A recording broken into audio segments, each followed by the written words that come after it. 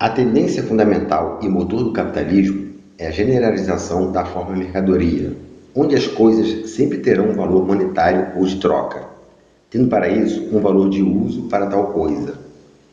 Os estágios de desenvolvimento do capitalismo são definidos de acordo com as condições em que tal estágio possa acontecer. O estágio inicial do capitalismo foi marcado pela expansão da produção de mercadorias através dos servos produzindo para a subsistência juntamente com os produtores independentes dentro de um regime assalariado. A manutenção e regulação do capitalismo acontece por meio de uma relação sistêmica endógena e exógena. Primeiro, o mercado regula a quantidade e as técnicas de produção de mercadorias através dos preços. Segundo, o Estado assegura as condições institucionais e a infraestrutura para o funcionamento da produção de mercadorias e até mesmo da reprodução da sociedade capitalista.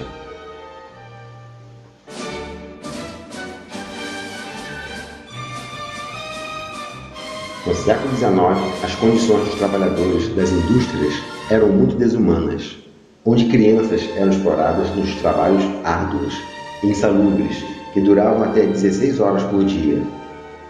Muitos trabalhadores morriam cedo, vítimas de acidentes nas fábricas ou em decorrência de doenças causadas pela poluição e más condições do ambiente de trabalho.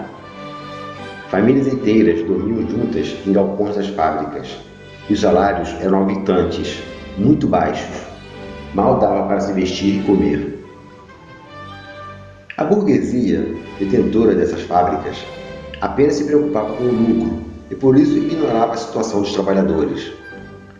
Quando os homens adultos começaram a fazer revoltas contra essa exploração, a burguesia começou a trocá-los por trabalhadores mais dóceis, isto é, mulheres e crianças.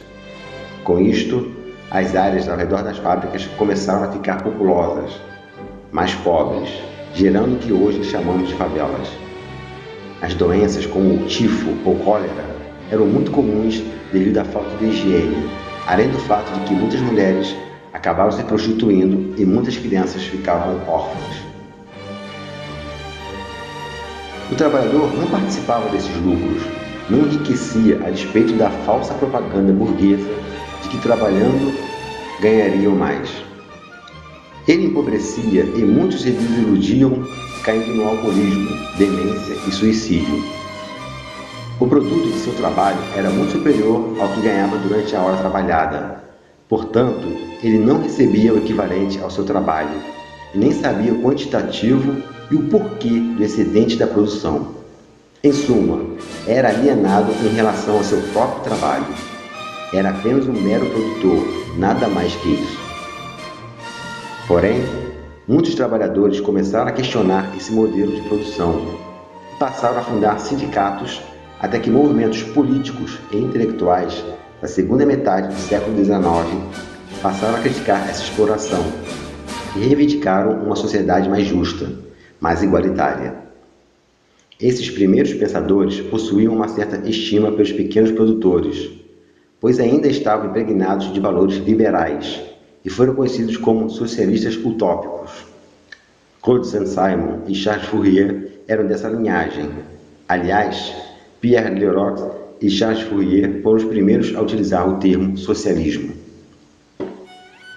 A expressão socialismo foi consagrada por Robert Owen na Inglaterra e Estados Unidos a partir de 1834. Jovem administrador de uma fábrica de algodão em Manchester, observou de perto as condições desumanas de trabalho e se revoltou com as perspectivas do desenvolvimento industrial. Defendendo a impossibilidade de se formar um ser humano superior no interior de um sistema egoísta e explorador como o capitalismo, buscou a criação de uma comunidade ideal de igualdade absoluta. Na Escócia, onde assumiu o controle de algumas fábricas de algodão em New Lanark por 25 anos, Owen chegou a aplicar suas ideias, implantando uma comunidade alto padrão, na qual as pessoas trabalhavam 10 horas por dia e tinham acesso à instrução de alto nível. O sucesso da cooperativa e suas críticas à propriedade privada e à religião, no entanto, levaram Owen a abandonar a Grã-Bretanha se refugiar nos Estados Unidos, onde fundou a comunidade de New Harmony, no estado de Indiana. Após presenciar em seu retorno ao Reino Unido a falência de suas cooperativas, dedicou-se, no fim da vida, à organização de sindicatos.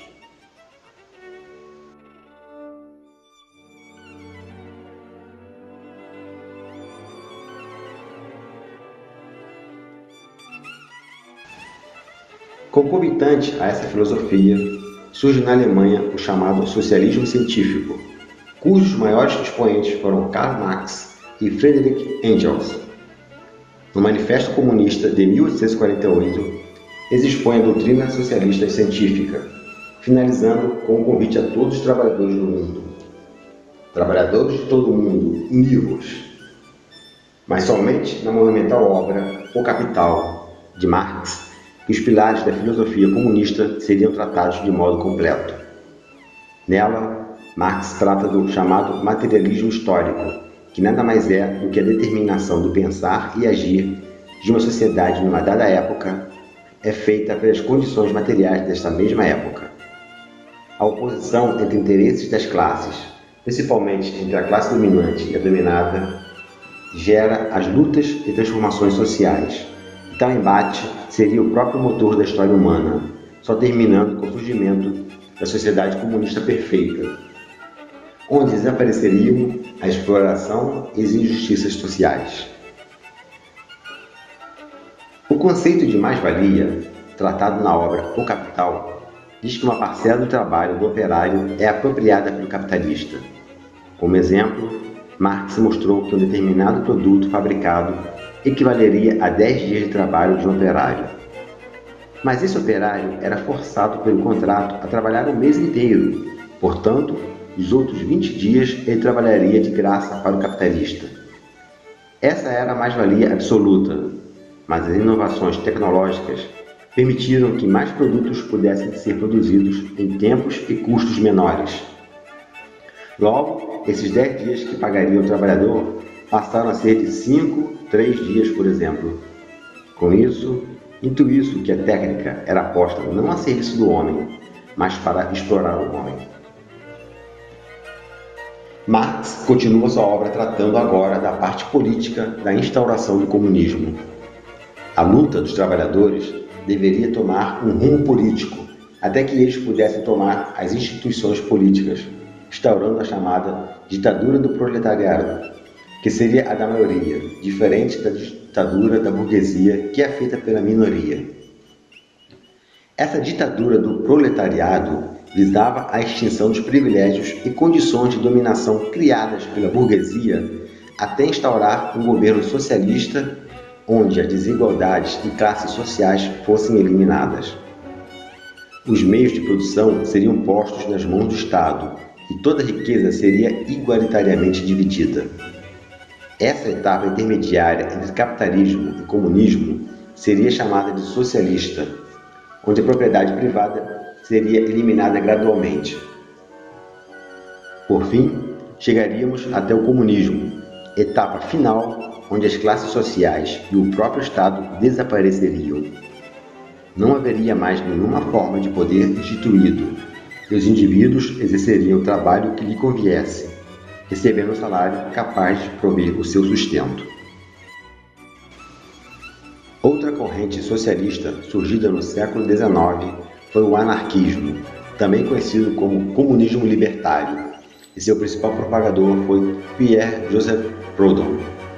Nesta forma de sociedade, não haveria mais Estado e os trabalhadores viveriam em suas pequenas propriedades, frutos de seu próprio trabalho.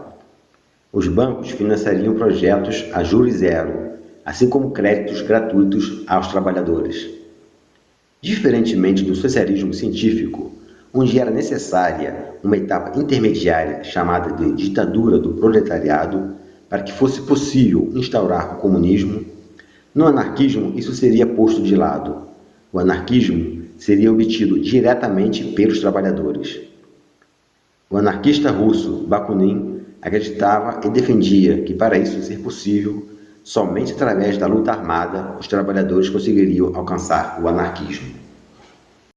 E como ideologia, ela pretende transformar a realidade. Uma sociedade, obviamente, sem Estado, né, com o fim do Estado, a substituição desse Estado por organizações de trabalhadores. A repressão era realmente brutal e era considerada quase um alimento natural, porque geralmente o movimento dos trabalhadores era associado ao anarquismo também para destacar a periculosidade, porque os anarquistas, tanto assim em parte da grande imprensa ou no discurso do Estado, eram apresentados como